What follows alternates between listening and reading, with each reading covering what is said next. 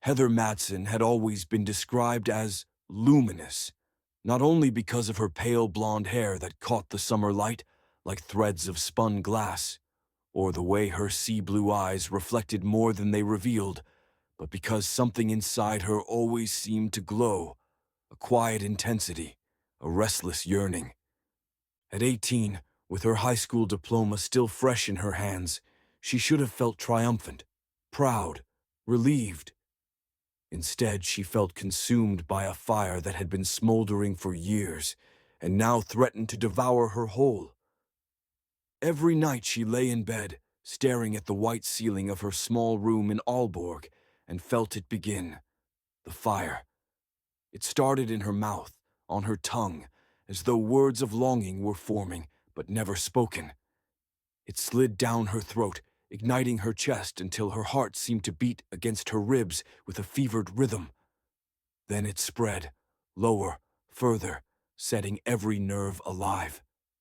She told no one, not her parents, who believed her too young for serious love, not her friends, who laughed and spoke of flirtations and short-lived romances with the boys they had grown up with. Heather knew her longing was something else, something vast. She didn't just want a boyfriend. She wanted love to seize her like a storm. She wanted to hold someone's hand and feel the earth tilt beneath her. She wanted kisses that left her trembling, dizzy. She wanted to be known completely, seen completely, body, soul, and spirit. But Denmark felt too small for her hunger, too quiet, too safe, too polished. There was nothing wrong with the blonde boys who invited her to beach parties or the young men who drove their father's cars through the city streets.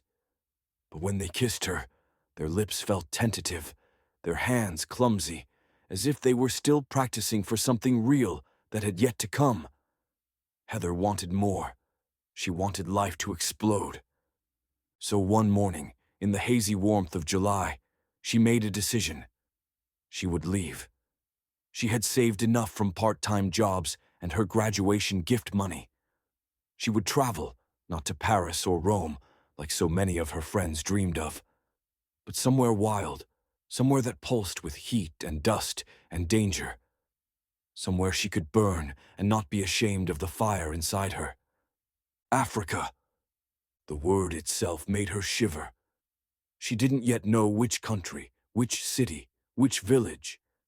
She only knew that when she closed her eyes, she saw endless skies, red earth, music that rose into the air like smoke, and eyes, dark, deep, watching her as if they had always known her. Within 3 weeks, she was on a plane. Her parents were bewildered, but Heather stood firm, her hands trembling with both fear and exhilaration as she packed her backpack. A few dresses, a notebook, a camera, and her courage. The first breath she took when she stepped out of the plane onto the tarmac in Ghana was like drinking fire. The heat was heavier than anything she had known in Denmark. Not the crisp bite of northern summers, but a dense, fragrant warmth that smelled of earth, sea, sweat, and spices. Accra was alive. The city sang around her, horns blaring, voices shouting, laughter spilling out of cafes, children darting between stalls piled high with mangoes and plantains. Heather felt small and overwhelmed, and yet astonishingly alive. Everywhere she looked, colors screamed with vibrancy. Women in bright Kente cloth balancing baskets on their heads, murals painted with fierce blues and reds, the golden haze of the setting sun smearing the horizon. Her hostel was humble, tucked in a narrow street not far from the ocean. At night she lay on the thin mattress and listened to waves crashing against the shore, the cries of street vendors who stayed awake long after midnight, and the thrum of drums that seemed to echo directly into her bones. The fire in her body had not left her. If anything, it grew. But now it was joined by something else, a pulse outside her, in the rhythm of the city itself, as though her longing was finally in dialogue with the world. It happened on her 4th day. Heather had wandered into a small square where music filled the air. A group of dancers had gathered, their movements sharp and fluid, their bodies glistening with sweat. A crowd clapped in rhythm, children laughed, women swayed. Heather stood at the edge, entranced. The music was nothing like what she had known back home. It was wild, layered, impossible to resist. She felt her hips shifting, her feet tapping. Then her gaze caught his. He stood across the circle, not dancing but watching. He was tall, his skin glowing bronze under the late sun, his frame lean and strong. His hair was cropped close, and his eyes struck her like lightning. They were dark but not unreadable. Instead, they seemed to draw her in, to mirror back her own secret fire. For a long moment, neither of them moved. The drums pounded, the dancers whirled, but Heather's world narrowed to the space between her and this stranger. She felt her chest tighten, her lips part slightly as if her body recognized him before her mind could form the thought. And then, unexpectedly, he smiled. Not a wide grin, but a slow, knowing smile that felt like a hand placed gently on her heart. Heather's breath caught. Her body screamed for closeness, though she had not even spoken his name. Later, as the crowd began to thin, Heather turned to leave, shaken by what she had felt. She walked toward a narrow street where vendors sold fried plantains. Suddenly, she heard a voice. "You like the music?" She turned. It was him. Up close, his presence was even more overwhelming. His voice was low, rich, carrying both warmth and command. Heather's Danish accent clung to her words. It's beautiful. It feels alive." He nodded, his eyes never leaving hers. "It is life." They walked together through the square, and he asked where she was from. She told him. He asked why she came. Heather hesitated, then confessed, "Because something inside me burns. And I thought maybe here I'd understand it." For a moment, he studied her, as if weighing her soul. Then he said softly, "Fire recognizes fire." Her heart nearly stopped. Over the next days, Heather found herself drawn to him again and again. He appeared as if summoned by her thoughts.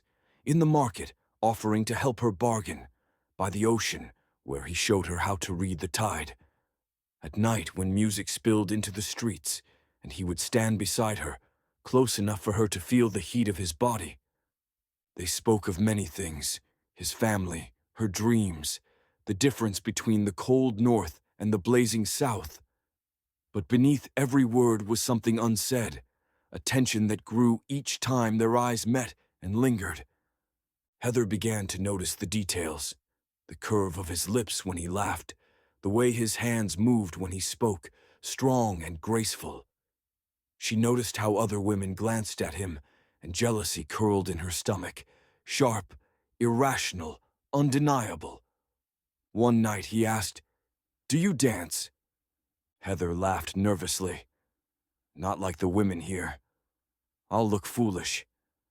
Not if you let the music take you." And when he held out his hand, she did not hesitate. The drums thundered, the night air heavy with salt and smoke. Heather felt his hand at her waist, firm and guiding, and suddenly her body was no longer her own. She moved, at first awkwardly, then surrendering, letting the rhythm seep into her limbs. His hand pressed against the small of her back, guiding her hips into the beat, and suddenly she wasn't thinking, she was burning. Their bodies moved as one. Her movements grew wilder, freer, until she was no longer Heather from Denmark, but something else, something untamed. She tossed her head back, her blonde hair catching the moonlight, and pressed herself against him with abandon. He caught her, steadying her with strong hands, and for a moment it felt as if they were the only two beings alive. But they were not alone. Heather became aware of the eyes on them, villagers, travelers, children perched on stones, women smiling knowingly. They were watching her dance like a flame uncoiling, watching him hold her as though she belonged to him. Heat surged in her body, part embarrassment, part exhilaration. She had never been seen like this. In Denmark she was careful, polite, restrained. Here she was raw, unveiled, and strangers were witnessing it all. Instead of shrinking, Heather felt herself grow taller, bolder. She pressed closer to him, her chest against his, her lips grazing his jaw as if daring him to close the final space between them. His breath hitched, his grip on her waist tightened. For a moment, she thought he would kiss her, truly kiss her. Here, in front of everyone, the world be damned. Her entire body screamed for it. But again, he pulled back slightly. His eyes burned with desire, but also with something else. Restraint. "Not yet," he whispered again.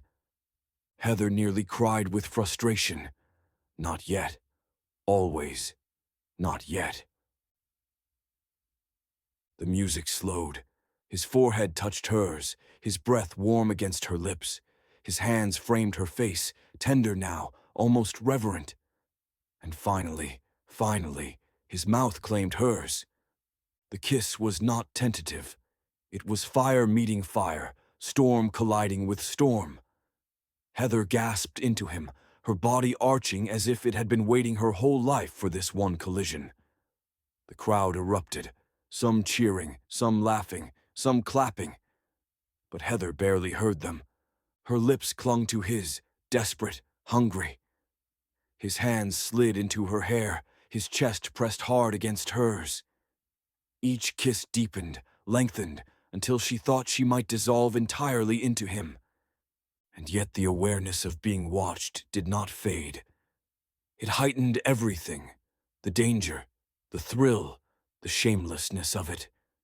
Heather knew strangers could see the way her body trembled against his, the way her fingers clutched at his shirt as though she could drag him inside her very skin. And for once, she didn't care. For once, she wanted to be seen, to be known. When the music swelled again, he pulled her toward the edge of the sea. Waves rushed around their ankles, warm and foaming, spraying their legs as they stumbled into the surf, still locked in each other's arms. The moon silvered his skin, his eyes fierce and unrelenting, as he kissed her again and again, each kiss deeper, rougher, sweeter. Heather clung to him, half laughing, half sobbing from the intensity of it. The ocean roared behind them, drowning out the crowd, but she knew they were still being watched. The voyeurism only fed her desire. She pressed herself harder against him, arching into him as the waves licked their calves, her entire body begging, screaming for closeness. "You are fire," he whispered, his words trembling. "You will burn me alive." Heather smiled through her tears. "Then burn." The morning after the beach was strange. Heather woke to the sound of gulls crying and the smell of salt still clinging to her hair. The hostel walls felt tighter, the mattress smaller. She lay still, her lips swollen from his kisses, her skin humming with memory. Every nerve in her body whispered his name. And yet, she was restless. The fire inside her had not been quenched. It had only grown. It wasn't just hunger now, but ache. Ache for more closeness, for permanence, for the impossible dream of never being apart.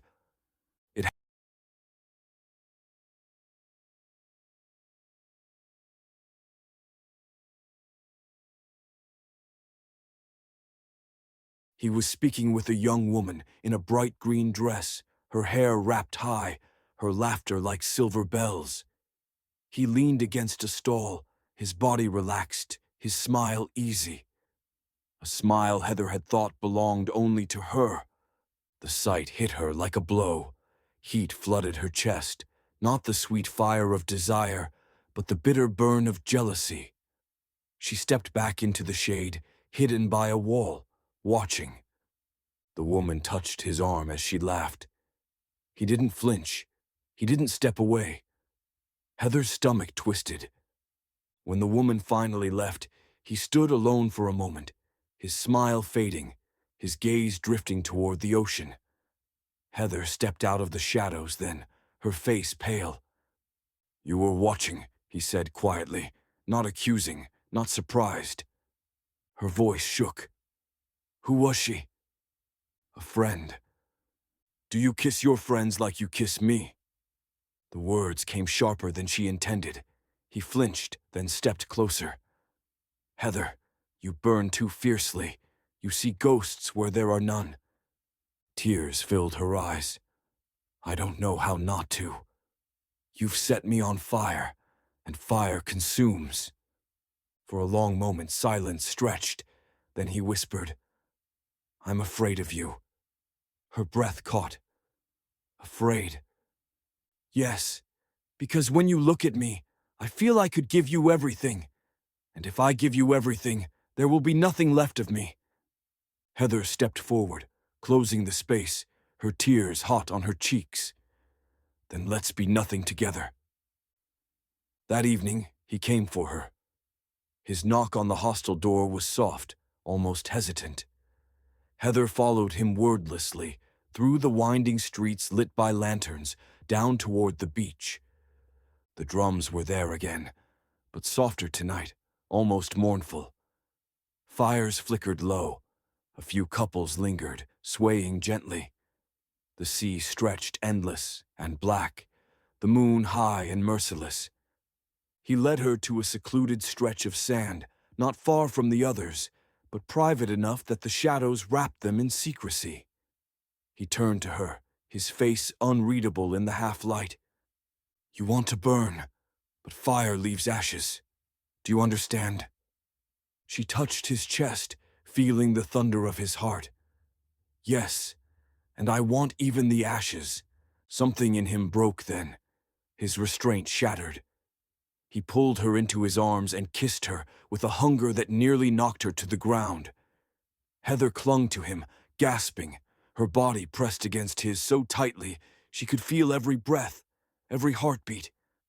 They fell into the sand together, not caring that others might hear their laughter, their cries, their desperate whispers. The roar of the ocean covered them, but Heather knew someone, somewhere, was watching. She felt eyes in the dark, imagined shadows leaning forward, listening to every gasp that tore from her throat. And instead of shame, she felt exultation.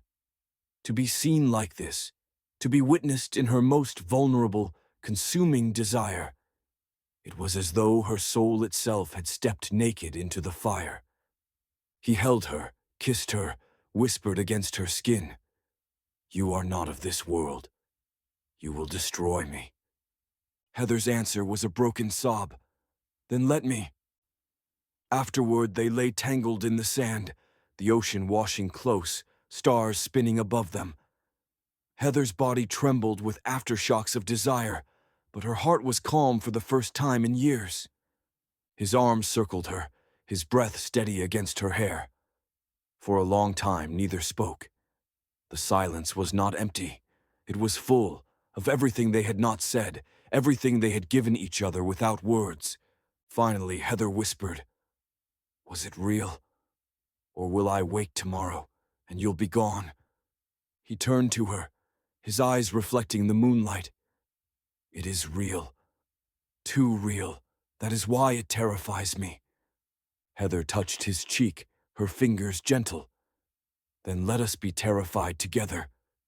He kissed her softly then, no longer wild, no longer desperate, but tender, as if sealing a vow neither of them had spoken aloud.